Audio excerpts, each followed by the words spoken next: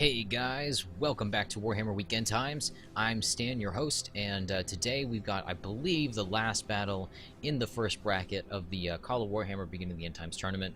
And today we've got Captain Melons, aka Gorguts, playing as the Orcs and Goblins, and his opponent is going to be Sipi Sapo, who's playing as the Grand Principality of Reichland. And let's go ahead and review the army comps real quick and then start the battle.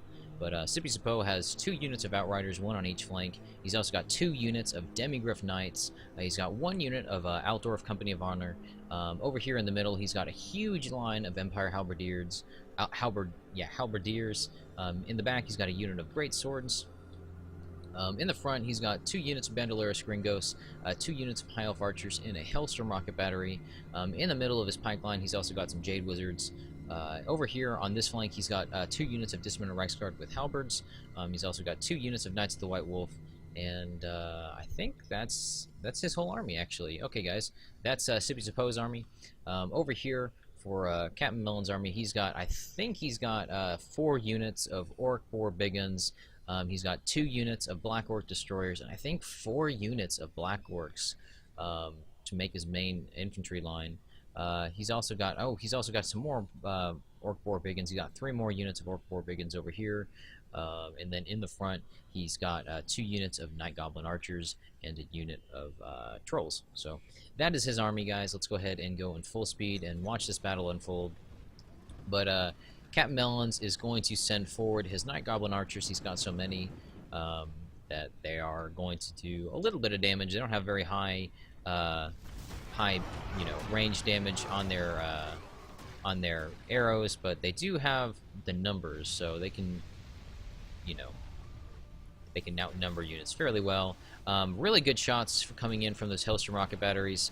A lot of the units that actually Captain Melons is bringing are 2 HP. I think the only ones that he's bringing that are not multiple HP are just these Night Goblin Archers, so a lot of his units are going to be very difficult to cut through. He's going to be sending up his Trolls first to try and disrupt, I'm pretty sure, these Bandoleros Gringos and this pike line that he's kind of set up over here.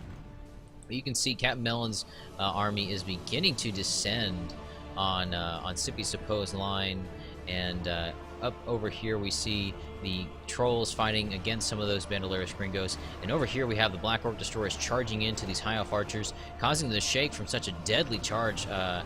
Black Orc Destroyers have an extremely high charge bonus, so you got to watch out for that. Over here, it definitely looks like the Orc Boar Biggins, just a huge amount of boars, have kind of caught up with these Outriders, and then the Knights of the White Wolf are going to be charging in. And it does look like a melee engagement is going to start over here between these 2 very, very elite units of Cav. Over here we have some more of the Black Orcs charging into these elite dismounted Reichsguard, some of the Orcs spilling past their lines. You can definitely see over here the Empire Halberdiers are having a much harder time at holding these Orcs than their Reichsguard counterparts are. The Orcs are actually starting to breach through the line already, but Sipi Sapo is going to be sending up his Altdorf Company of Honor to kind of hold this position. Over here it looks like the dismounted, or the Demigryph Knights, have engaged against some of these Orc Boar Biggins, but Captain Melons has just so many units that he's sticking together, and he's sending at these Demigryph Knights. They're going to have a very difficult time staying alive. He's already down to 9 in this unit and 20 in this one. They come in units of 23, so one's still fairly healthy, one's a little bit damaged, but he does have his Outriders over here, which are going to be firing into the backs of these Black Orcs and Black Orc Destroyers, which isn't going to cause them too much of a morale issue, just because their general is still alive, and they are very elite units for the Orcish forces. Over here, Sipi Sapo's Bandoleros Gringos are going to start firing in at some of these Black Orcs that are pouring through the line while they're still kind of engaged in melee combat, and hopefully going to pick off some of these more elite units. Over here we see the Great Swords being engaged against the Trolls. The Trolls are going to be kind of dropped. Well, I guess there's still 7 in a unit, but you can see some of them are getting bloody. One is going to drop right there. It looks like another is... no, he's not going to go down. He does look a little damaged, though, or hurt. Over here we see Sipi Sapo has got his Jade Wizards out of the melee engagement, and it looks like they're going to start firing into the Black Orcs if he's fortunate enough. Let's see if he gets any good shots off. Maybe, come on. Okay, yeah, here he goes. He's going to fire into the Black Orcs. He's going to kill No, he's not going to kill any. It looks like it's the missile damage is going to kind of pierce through and hit this rocket battery and do a little bit of damage to the Black Orcs, but I don't think it's going to kill any. And then at this point, it does look like his Jade Wizards are going to get engaged in melee combat from these Black Orcs and these Black Orc Destroyers, so that it's really sad to see mage units go so early, but they are very hard to keep safe in field battles. Over here, Sipi Sapo's Bandolier Gringos are going to start kind of coming back to the fight, and hopefully getting some good shots at these orcs, because Captain Melons orcs are definitely starting to swarm Sipi Sapo's lines. He's having a much harder time keeping his troops safe. But over here, a really nice charge from the Knights of the White Wolf into the backs of these Black Orc Destroyers. And starting to do a lot of damage. Engaged in this flank is actually going to kind of crush them right there. And then a nice charge coming in from these Demigryph Knights into these ranks of these Black Orc Destroyers as well.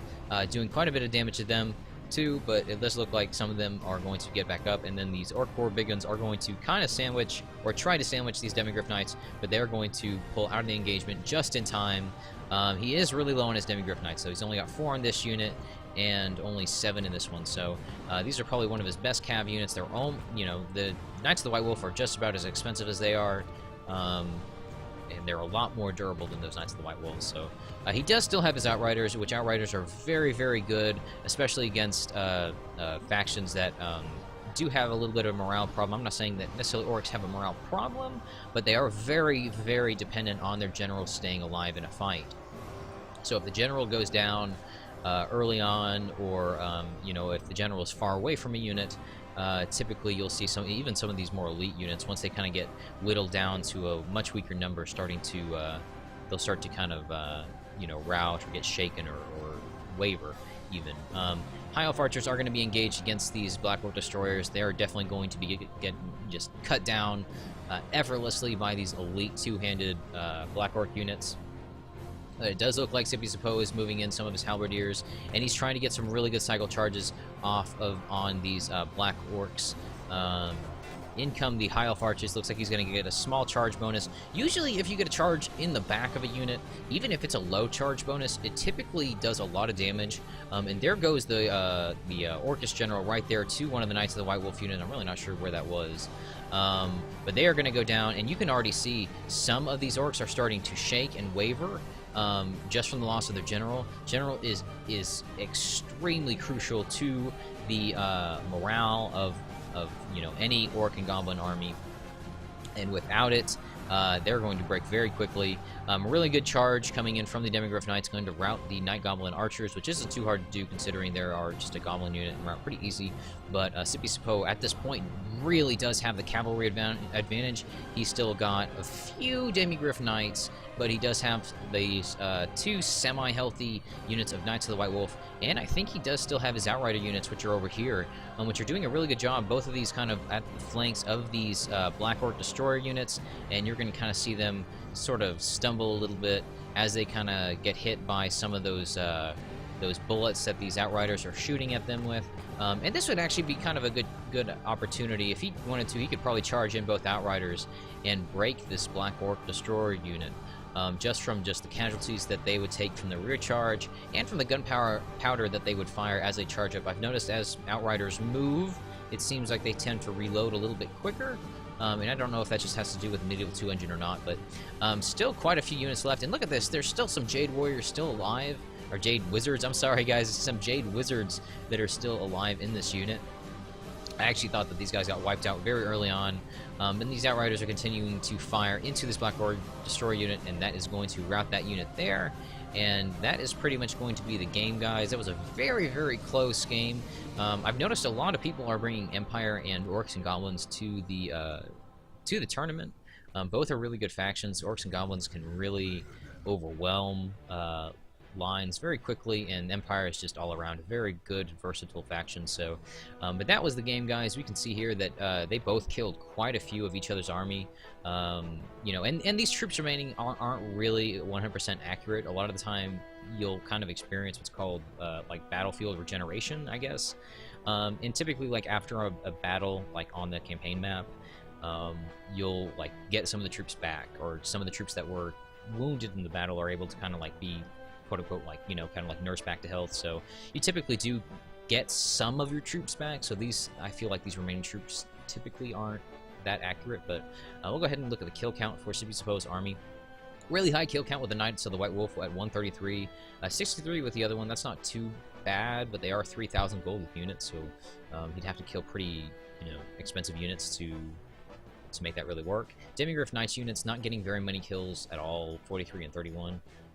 Over as we look down here, Hailstorm Rocket Battery only getting 80 kills. Again, Melons kind of spread his deployment out, and that's a really good way to counter Empire artillery, because our Empire artillery is devastating in this game. So, but that was the battle, guys. I hope you guys liked it. That pretty much wraps up the entire first bracket of the tournament. I do have some of the replays kind of trickling in from the second brackets, but people are kind of playing them as they kind of have time available, and a lot of people are in different time zones, so it's kind of just play your battle whenever, and then you talk to the manager in the Call of Warhammer Beginning of the End Times tournament little Steam area thing, and tell him that you played your battle, and then you advance on to the next round. So, but I hope you guys enjoyed this battle. It was really close. I really enjoyed watching it.